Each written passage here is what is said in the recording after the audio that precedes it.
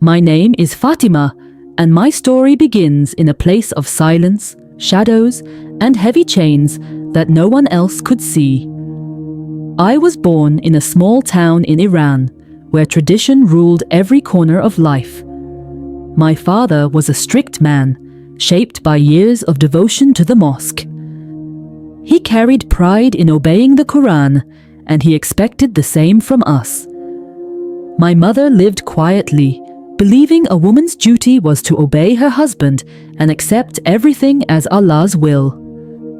As a child, I watched the boys in my neighborhood run free, chasing footballs, laughing under the sun, and planning their education. But I stayed behind the walls of our home, carrying pots from the kitchen, folding clothes, and learning what it meant to be silent. Whenever I dreamed of becoming a teacher or nurse, my father dismissed it. "Your path is already written," he said.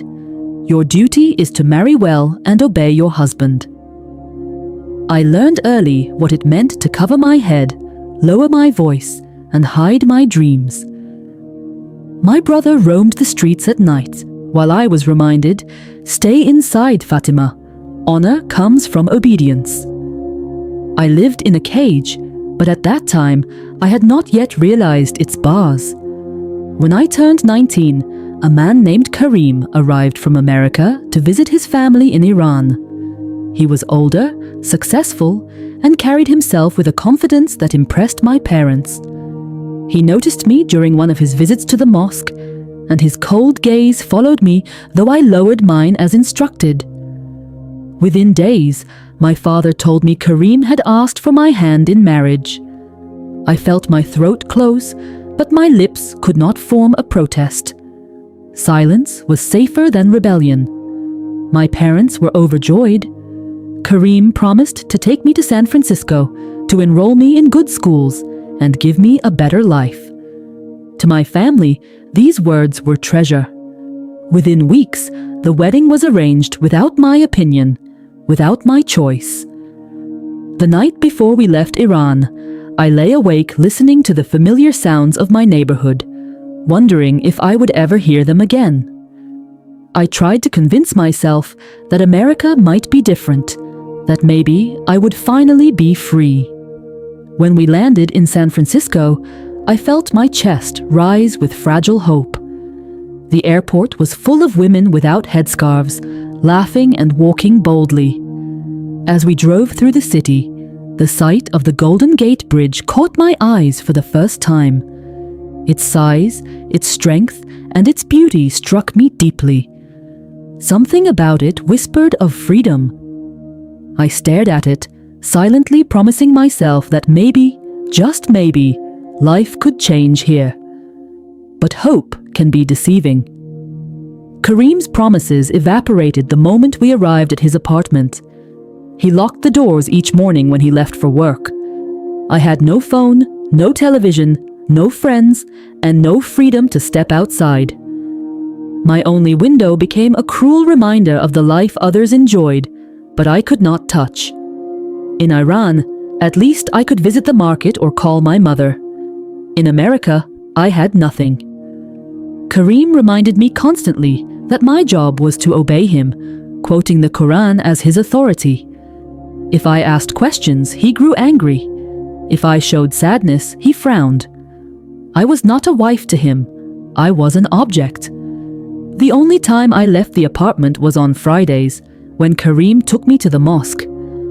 But even there, I noticed something I had never paid attention to before. On our drives, we often crossed or passed near the Golden Gate Bridge. Its red-orange towers stretched against the sky, strong yet graceful. The way the wind moved across it, the way the cars sped by, made it seem alive. The bridge haunted me.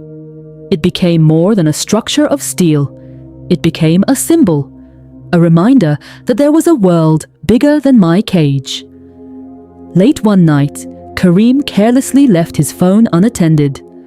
My hands trembled as I unlocked it, but instead of calling anyone, I typed, "Golden Gate Bridge." I scrolled through pictures, reading stories about its beauty, its history, but also its tragedies. I learned that many came there not only for its view, but also for their final step. At first, horror filled me. But as days of silence stretched into months of despair, that horror changed into understanding. Their stories felt like mine. They too were prisoners of unbearable pain. And slowly, the bridge became not only a symbol of freedom, but a promise of release. By the time Ramadan came, I no longer prayed with hope. My words felt empty, my heart hollow. The Imam's sermons at the mosque spoke of obedience and reward, but inside me, nothing stirred. Night after night, I stared at the ceiling, dreaming of the bridge and imagining what it might feel like to finally let go. One evening, after months of torment, I made my decision. I would walk to the Golden Gate Bridge, step onto its sidewalk, and end my silence forever. That night, San Francisco glowed with life. The city felt alive. Cars sped past with music playing, groups of people laughed on sidewalks, and lights shimmered from towering buildings. For everyone else, it was an ordinary evening. For me, it was supposed to be my last. My steps grew heavy as I approached the Golden Gate Bridge. The red towers rose like giants in the night, their cables humming with the vibration of cars rushing past. The cold wind pushed against my face, and the crashing waves below roared as if calling my name. My heart pounded, and I whispered silently, "No more silence, no more chains. Tonight, it ends." But before I could take the final step, I saw her. A woman dressed in white stood on the sidewalk ahead of me. Her presence startled me. She carried a small bag, and her eyes met mine with a gentleness I had never known. She pulled out a snack bar and a bottle of water, holding them out to me. "You look tired," she said softly. "Eat something." Her voice was calm, unlike anything I had ever heard. Confused, I took the water, and suddenly, as if a dam broke inside me, I began to speak. I poured out everything: my marriage, my captivity, my despair. Tears streamed down my face, and still she listened patiently. Then she spoke my name. "Fatima." I froze. I had never told her who I was, yet she said it as though she had always known me. "Your life is precious," she continued. "You were never created to live in chains, not in Iran, not here, not under any man's cruelty. True freedom doesn't come from a country or a law. True freedom comes from God, through Jesus." Her words pierced me like light breaking into darkness. No one had ever spoken to me with such compassion, with such truth. For the first time, I felt that maybe Allah was not the one I had been crying out to all these years. Maybe Jesus was. Before leaving, she reached into her bag again and handed me a small phone.